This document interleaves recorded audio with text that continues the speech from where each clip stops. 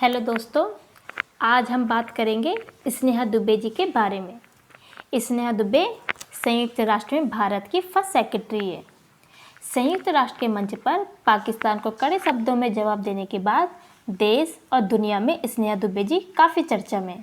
आइए सबसे पहले जानते हैं स्नेहा दुबे जी कौन है। स्नेहा दुबे 2012 बैच की IFS यानी इंडियन फॉरेन सर्विस ऑफिसर है। वे गोवा में पली बढ़ी है और जो उनकी स्कूली पढ़ाई है वो गोवा में ही हुई है। उन्होंने 12 साल की छोटी उम्र से ही IFS बनने का सपना देखना शुरू कर दिया था। स्नेहा ने JNU दिल्ली से MA और MPhil किया है। स्नेहा दुबे ने पुणे के फर्ग्यूसन कॉलेज से स्नातक किया है। अंतर्राष्ट्रीय मामलों में रुचि के चलते स्नेहा दुबे ने भारतीय विदेश सेवा में शामिल होने का फैसला किया और 2011 में पहली कोशिश में ही सिविल सर्विसेज परीक्षा पास कर ली। उनका जो पहला अपॉइंटमेंट था वो विदेश मंत्रालय में हुआ था। बाद में 2014 में उन्हें मैड्रिड स्थित भारतीय दूतावास भेज दिया गया। फिलहाल वे संयुक्त राष्ट्र में भारत की फर्स्ट सेक्रेटरी है। गोवा में पली बढ़ी स्नेहा हमेशा से इंडियन फॉरेन सर्विस ज्वाइन करना चाहती थी। घूमने की शौकीन स्नेहा का मानना है कि IFS बनकर उन्हें देश का प्रतिनिधित्व करने का सबसे बेहतरीन मौका मिला है जो वो हमेशा से करना चाहती थी। वे आगे बताती है कि उनका बस एक ही लक्ष्य था, सिविल परीक्षा पास करना, और दूसरे विकल्पों को रखने से वह इस पर से ध्यान भटकाना नहीं चाहती थी। ट्रैवल करने से लेकर नई संस्कृतियों को जानने और देश का प्रतिनिधित्व करने तक वह हर सपना इसके जरिए सच करना चाहती थी। तो आइए जानते हैं कि कैसे भारतीय सचिव स्नेहा दुबे आज एक नारी शक्ति के रूप में पूरी दुनिया में सुर्खियों में। अब इसको समझने के लिए हमें इतिहास में कुछ पीछे जाना होगा। आपको बता देते हैं कि भारत सरकार ने जम्मू कश्मीर से अनुच्छेद 370 और 35A को हटा दिया था। भारत सरकार ने 5 अगस्त 2019 को राज्यसभा में एक ऐतिहासिक जम्मू कश्मीर पुनर्गठन अधिनियम 2019 पेश किया, जिसमें जम्मू कश्मीर राज्य से संविधान का अनुच्छेद 370 और 35A हटाने और राज्य का विभाजन जम्मू कश्मीर और लद्दाख के 2 केंद्र शासित क्षेत्र के रूप में करने का प्रस्ताव किया गया। जम्मू कश्मीर केंद्र शासित क्षेत्र में अपनी विधायिका होगी, जबकि लद्दाख बिना विधायिका वाला केंद्र शासित क्षेत्र होगा। अब यहाँ पर हमें ये समझना होगा कि आखिर पाकिस्तान को अनुच्छेद 370 और 35A हटने से परेशानी क्यों है। अब इसके कारण तो बहुत है, लेकिन हम कुछ महत्वपूर्ण बिंदुओं पे ही बात करेंगे। अब सबसे पहला कारण ये है कि धारा 370 के प्रावधानों के अनुसार संसद को जम्मू कश्मीर के बारे में रक्षा, विदेश मामले और संचार के विषय में कानून बनाने का अधिकार है, लेकिन किसी अन्य विषय से संबंधित कानून को लागू करवाने के लिए केंद्र को राज्य सरकार की अनुमति चाहिए थी। लेकिन अब यह बिना राज्य सरकार की अनुमति के भारत सरकार हर कानून पर फैसला कर सकेगी। और दूसरा कारण है, इसी विशेष दर्जे के कारण जम्मू कश्मीर राज्य पर संविधान की धारा 356 लागू नहीं होती थी। भारतीय दंड संहिता की धारा 356 के अनुसार जो भी कोई किसी व्यक्ति पर हमला या आपराधिक बल का प्रयोग उसकी संपत्ति, जिसे वह व्यक्ति उस समय पहने हुए हो या लिए जा रहा हो, उसे चोरी करने का प्रयत्न करेगा तो उसे किसी एक अवधि के लिए कारावास की सजा, जिसे 2 वर्षों तक बढ़ाया जा सकता है, या आर्थिक दंड, या दोनों से दंडित किया जाएगा। मतलब ये है कि 370 से पहले लूटपाट के मामलों में कोई सजा का प्रावधान नहीं था, लेकिन अब यह कानून लागू है। और तीसरा कारण है, 370 हटने से पहले राष्ट्रपति के पास राज्य के संविधान को बर्खास्त करने का अधिकार नहीं था, लेकिन अब ये व्यवस्था राष्ट्रपति के अंतर्गत है। 1976 का शहरी भूमि कानून जम्मू कश्मीर पर लागू नहीं होता था और अब 370 हटने के बाद ये कानून जम्मू और कश्मीर दोनों में लागू है। ये चौथा कारण है। अब जो 5वां कारण है वो ये है कि इसके तहत भारतीय नागरिकों को विशेष अधिकार प्राप्त राज्यों के अलावा भारत में कहीं भी भूमि खरीदने का अधिकार है। यानी भारत के दूसरे राज्यों के लोग जम्मू कश्मीर में ज़मीन नहीं खरीद सकते थे, लेकिन अब यहाँ कोई भी किसी भी राज्य का व्यक्ति ज़मीन खरीद या बेच सकता है। भारत सरकार के 370 और 35A हटाने के इस फैसले से जो पाकिस्तान है वो तिलमिला उठा और विश्व के हर बड़े मंच पर इस मुद्दे को रखने लगा, लेकिन हर बार क्या हुआ, उसे निराशा ही हाथ लगी है। न्यूयॉर्क में 14 से 27 सितंबर 2021 तक चलने वाली संयुक्त राष्ट्र महासभा की 76वीं सालाना बैठक में दुनिया भर के देश शामिल हो गए। इस सभा में पाकिस्तान के प्रधानमंत्री इमरान खान ने संयुक्त राष्ट्र महासभा में दिए संबोधन में फिर से कश्मीर राग आलापा है।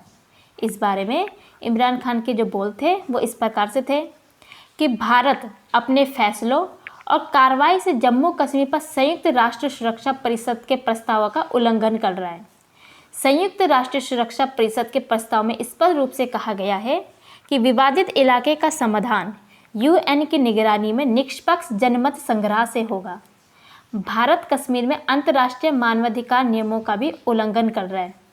मुझे खेद है कि कश्मीर में मानवाधिकारों के उल्लंघन पर दुनिया का रुख भेदभावपूर्ण है। इस पर भारत के प्रथम सेक्रेटरी स्नेहा दुबे ने अपने राइट टू रिप्लाई का उपयोग किया और पाक पीएम को स्नेहा ने साफ शब्दों में याद दिलाया कि पूरी दुनिया मानती है कि पाकिस्तान में आतंकवादियों को न सिर्फ पनपने दिया जाता है बल्कि वित्तीय मदद और हथियारों की भी सप्लाई की जाती है। उन्होंने पाकिस्तान से अपने गिरेबान में झांकने को कहा है कि कैसे वहाँ अल्पसंख्यकों का जीवन दुभर हो गया है।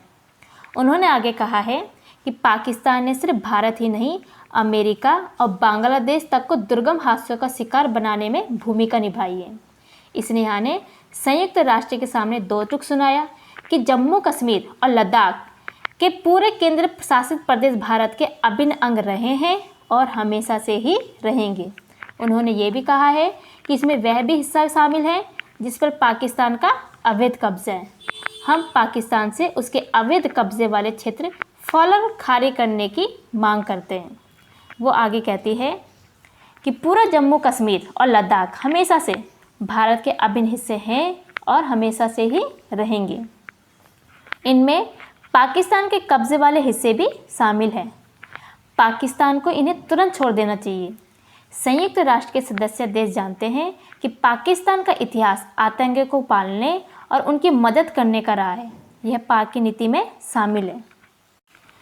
आगे उन्होंने अपने संबोधन में कहा है कि यह पहली बार नहीं है जब पाकिस्तान ने संयुक्त राष्ट्र के मंच का इस्तेमाल भारत के खिलाफ झूठ फैलाने और दुनिया का ध्यान भटकाने के लिए किया है, जबकि पाकिस्तान में आतंकी खुलेआम घूमते हैं। ओसामा बिन लादेन को भी पाकिस्तान ने ही शरण दी थी। यहाँ तक कि पाकिस्तानी हुकूमत आज भी लादेन को शहीद कहते हैं। आपको बता देते हैं कि अमेरिका में आज से 20 साल पहले यानी कि 11 सितंबर 2001 को दुनिया की सबसे बड़ी शक्ति अमेरिका पर आतंकी हमला हुआ था। न्यूयॉर्क में वर्ल्ड ट्रेड सेंटर को आतंकियों ने अपना निशाना बनाया था। इस भीषणतम आतंकी हमले में 2977 लोगों की जान चली गई थी।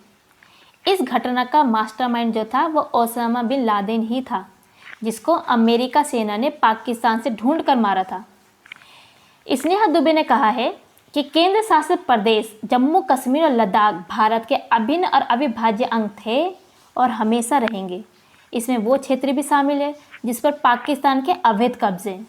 हम पाकिस्तान से उसके अवैध कब्जे वाले सभी क्षेत्रों को तुरंत खाली करने की मांग करते हैं।